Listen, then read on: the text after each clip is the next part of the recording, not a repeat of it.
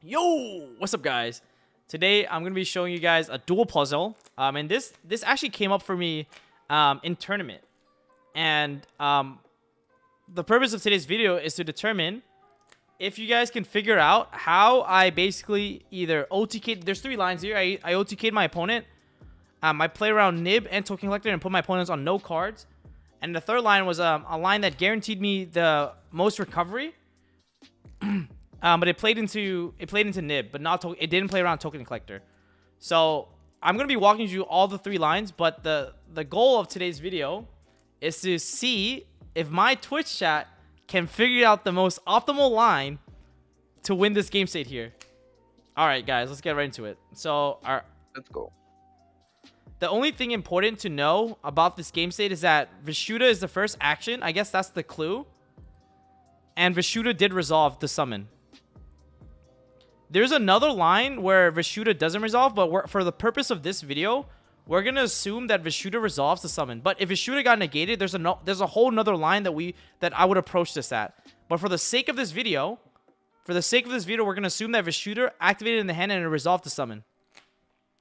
The next step is figuring out, like, what do you do next? So I'm gonna poll it because realistically, looking at the option, right?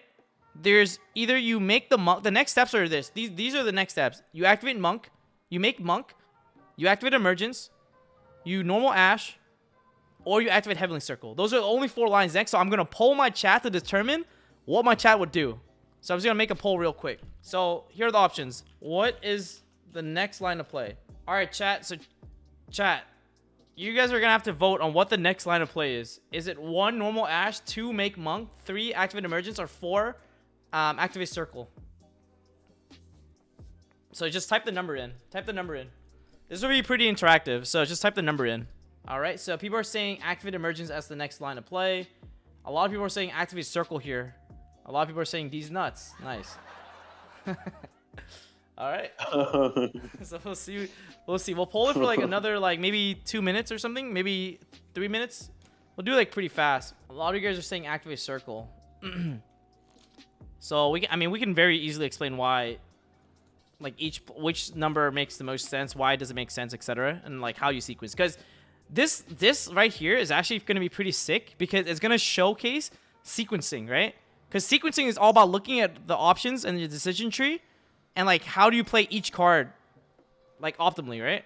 Like, how do you, like, Yeah, you don't want to give free info to your opponent. Yeah, you don't want to give free info to your opponent. So like, how do you optimally sequence your hand out, basically? All right, so it seems like most people are saying activate emergence. I mean, that's already wrong, to be honest. Yo. All right, guys, I'm gonna end the poll in like 1 minute. It's Token Collector's in his hand, but you don't know that information. You don't know that. That's the thing.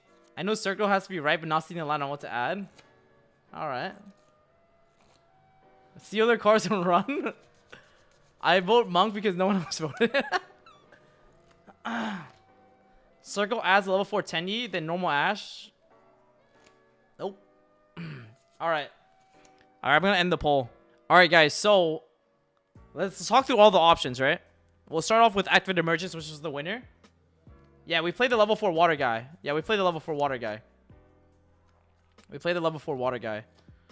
So the only thing important to know about this game state is there's a couple cards that are banished that are important. There are one at Hara is gone. And the water Tenyi is also gone. So those are the things you need to also keep in mind. The water Tenyi play is not an option. I should have mentioned that already, but we do play the water guy, but it is banished. So I'll talk to all of the plays and tell you, like, the thought process here. So the first step is activate emergence. Okay, so people are saying activate emergence. Okay, what do you grab with emergence then? That's the next step you have to understand before you even activate the card, right? If you activate emergence here, which is the answer that most people are assuming, what do you even get here? Lord Yuan? Moye? At Hara? Like, I'm sorry, not Hara. I'm sorry. Moye, Taye, or Lord Yuan. Those are the three options, right? You go normal Moye. It gets negated by Appaloosa. So you kind of just, like, don't really do anything there. You go search Lord Yuan. Appaloosa negates that. You go super minus. So you could also hypothetically go like, okay, what if I just add Taye and then I make the Monk, and I have Vishuda the Appaloosa, then normal summon like Moye, and then I can like normal summon Tai, and then I can attack an Appaloosa or something like that. But then that also doesn't really work. Someone's saying search Proto, summon and attack over Appaloosa, but first of all, there's 2 problems with that. You don't have 3 attributes in the graveyard. You also can't search Protoss if you don't control a Synchro monster. So that doesn't work.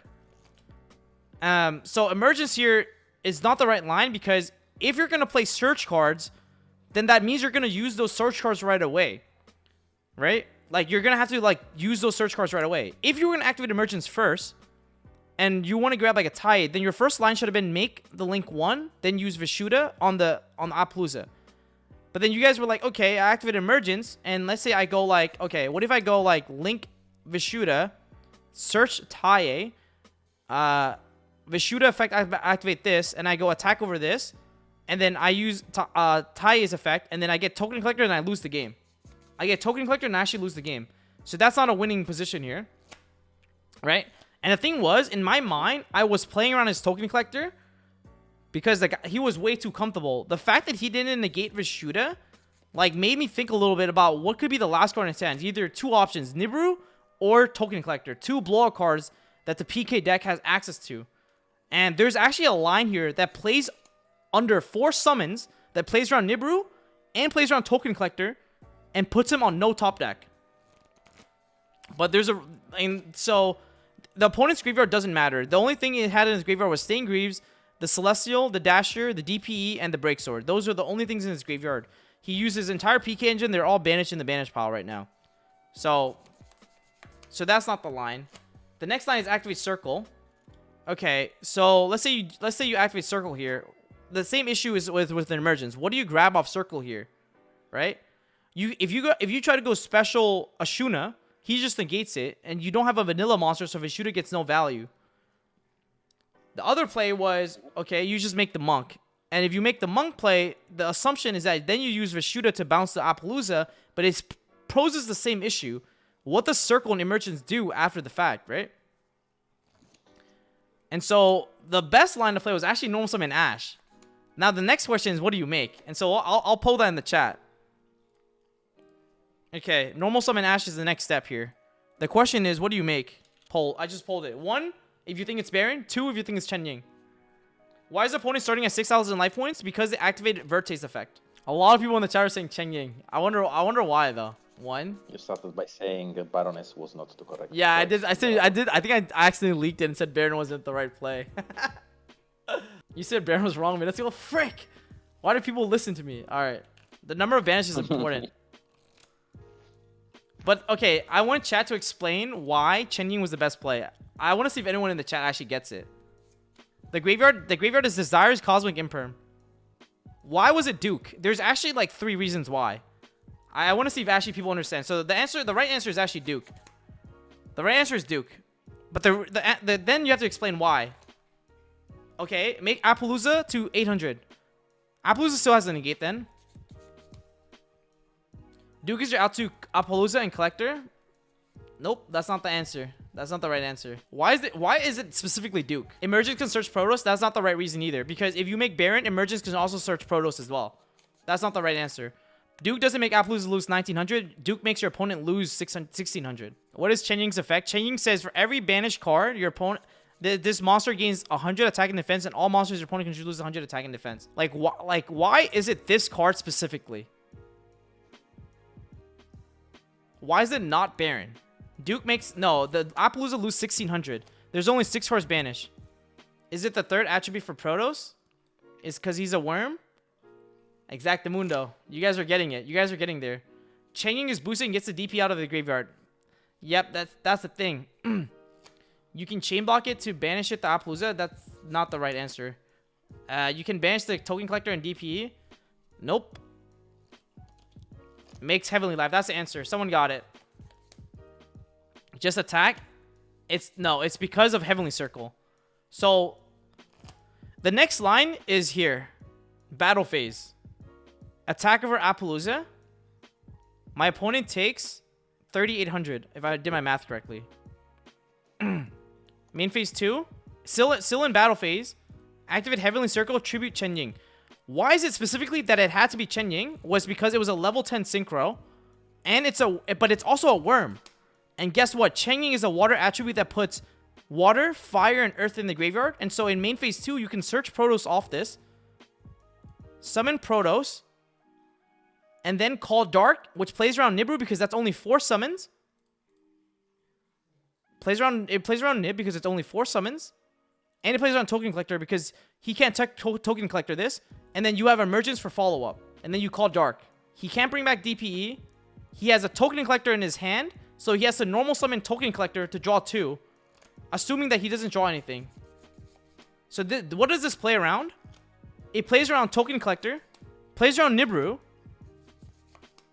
And you have follow-up with Emergence and Heavenly Circle. So this was the most optimal line of play that played around everything. Now, the next step is, okay, what if you don't think he has Nibiru? What if you think this guy has Token Collector? Now, how do you kill him through Token Collector? Let's go back.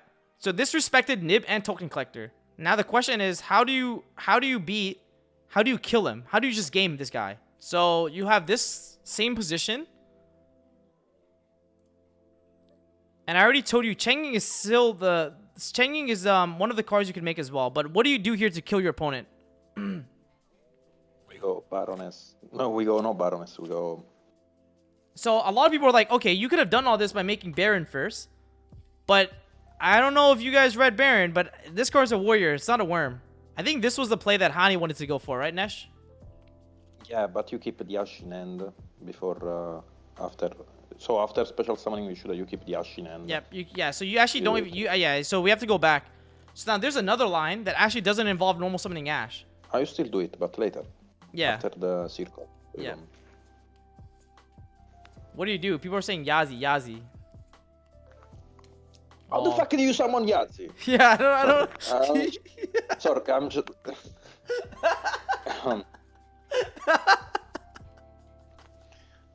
Yo, bro. Sorry, bro. I'm triggered. Like, what the fuck? Sorry. How do you summon Yazi? Yo, okay. Wait, Nesh, you want to do this one? You can do this one if you want to do it. The line. So basically, the line was turning Vishuddha into monk and then use Vishuddha in the graveyard. This is a very important step because this is gonna banish us one more card and it's gonna bait one Apollosa negation. Why is this so important? Because now we can use the circle in the end to special summon from the deck because we are tributing a non-effect monster and we are gonna special summon Ashuna. If this resolves and you don't get Ashed, that means you can normal summon Ash in this spot and you can go for Chenging and the Apollosa is literally turned off. The Apollosa is now at 0 attack. Did you guys understand that? Yeah, did anyone see that line? The Apollosa is now at 0 attack. The Apollosa is now at 0 attack. Gain back 3800, Nesh. By using Vishuddha to hit the 1 negate and put it at 1600, we now have 17 banished cards in the graveyard. Apollosa is now at 0 attack. Negative 100 if you want to say that. But now, check the graveyard. Emergence. Grab our boy Protos, and then it's just game. It plays in a nib. But what's the craziest part about this whole thing is, after you summon Protos, you can trigger Chen Ying, banish Rusty, banish DP. Even if you wanted to, actually you don't have to banish DP, bro. Banish the Celestial to draw.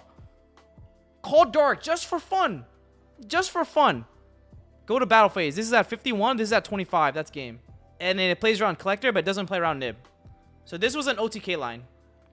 Can't you make Chen Ying first and then Vishuddha target Bardiche? No, you cannot. Apollosa just negates it. Apollosa has 800 attack if you make Chen Ying first. And then how do you control a non-effect monster to use Vishuddha effect? Now, there's another line. There's a third line. There's a third line that doesn't play around Nib.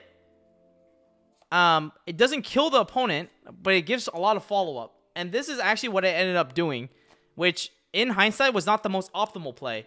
And this is what I actually did in the tournament. This is what I did in the actual tournament. So I'll show you guys what I did in the actual tournament.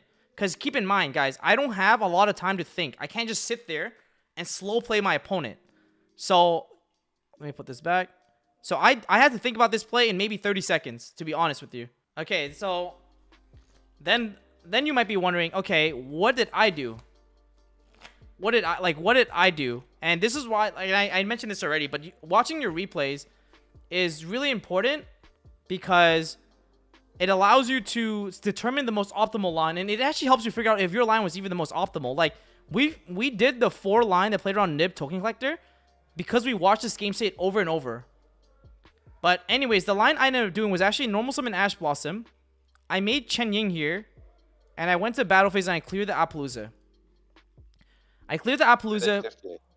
Yeah, 38. In main phase 2, I activated Emergence, and I actually grabbed it Lord Yuan. And then I went Lord Yuan's effect, Pish Vishuddha, and I made a token.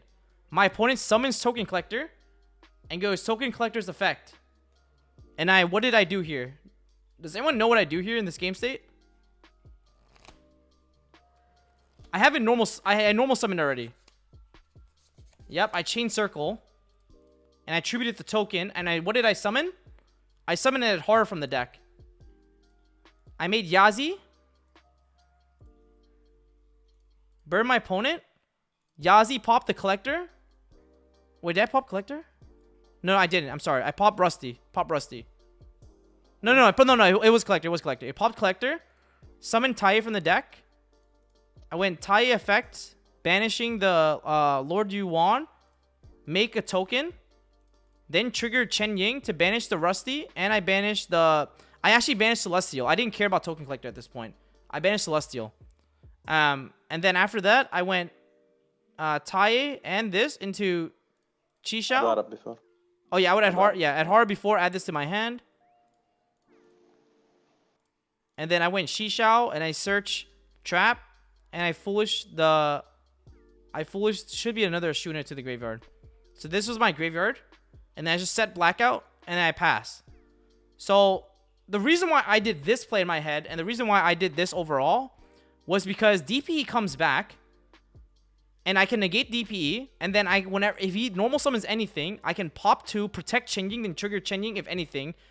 Like, also, if he draws into a trap card, he only has 1 draw, not 2 draws. Chang plus Blackout and the Qishao answers the DPE, so I just can never win. There's no top deck in a game that wins here. Even if he top decks Droplets, he still loses because he has to drop his own monster. He ended up top decking the trap card. And this is why I did the play I did. Because I was very afraid of the trap card. So, what I mean by this... You sure you didn't Foolish Moya with Taya and Baxia? What did I do? Because if you send... Oh, Moya, yeah. So, yeah, you're right. I did the other play. Yeah. The one that... Yeah, this is the one that people don't... Yeah. Okay, so I'm gonna go back. Yeah, you're right. You're right. Okay. So, I didn't actually make Qishao first. I did something else. I think it was the play that got it to draw, right? Yeah. 1 second. Mm-hmm.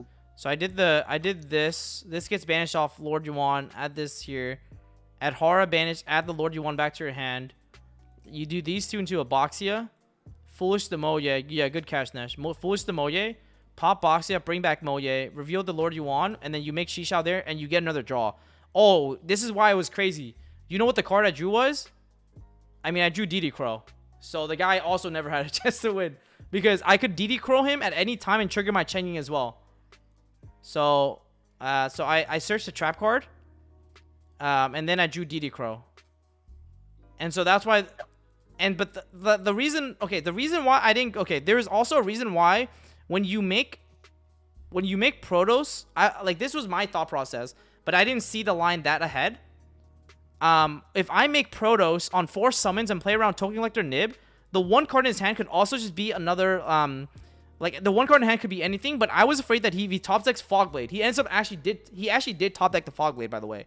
I was afraid that if he top decks Fogblade, and I end on Protos pass, the guy just goes, set Fogblade, brings back DPE, summons the card from his hand, and then draws 2, and then he has Fogblade for my Protos on the next turn. So I was really afraid of, like, that's what I was really afraid of. That's why I went for this play, because I was like, if this guy top decks Fog Blade, he can't just Fog Blade my Protoss and try to extend the game even longer. But there's one issue with that thought process.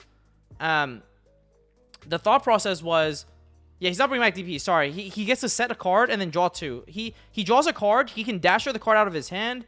He can set, draws 2. He draws into the trap, the Fog Blade. He can draw into the Fog Blade. So I was afraid of Fog Blade, because if he Fog Blades my Protoss, I would be kind of screwed.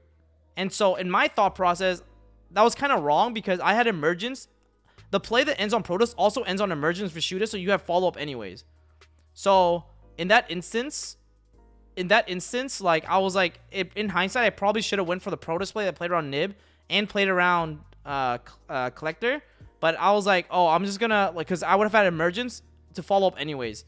But I ended up going for this play because in my head, like, I was thinking through the lines really fast, because there's not a lot of time left in the round. And even though he was down in life points, I wasn't gonna slow play him, right? He Anaconda'd. Bro, like, some people, like, just, like, they're just scum, bro. Like, they would just check, like, they would just, like, do whatever it takes to, like, you know, make you lose. But I was playing pretty fast, so I had to, like, come up with this in, like, legit, like, 3 minutes. Like, maybe even, like, quicker. I did my whole turn in 3 minutes, and there was, like, 5 minutes left on the clock. And he had 2 minutes to do his turn. So, but what I was trying to say was, the thing was, like, yeah, this was the end play I ended up making, but I think in hindsight, maybe I should have went for the OTK, put him on Better Have Nib, or I go for the Protoss on 4 summons and call Dark. So those are the 2 options. This is the play I ended up making, but it's cool to see, like, it's cool to see all the options that the deck can do, or like in that type of game state, like, all the options. There's even another option where if Vishuda did get negated, there was a whole nother line that you could also do, right? And this is why, like, I find, like, these type of decks, like, so actually, like, a lot of fun, and why I've been having a lot of fun with this Sorcerer deck was because I get to solve puzzles every game I play. Every game I play, I get to solve these puzzles. And I find that so much fun. Like, I enjoy doing this. Like, this is, like, why I've been loving this deck so much. Because every time I play the deck, I literally get challenged by hella dual puzzles, basically. Like, finding OTK lines through... Yeah, like, I find OTKs through, like, nothing, bro. 1 card. Like, it's just, like, so lit. Remember? Oh, my God. Remember the other play I was telling you about? You want to talk about, like, when I made Special Ecclesia normal Taye, and there was only 1 play there that actually cooked him, and I made Berserker and the Monk? That play was crazy, too, right?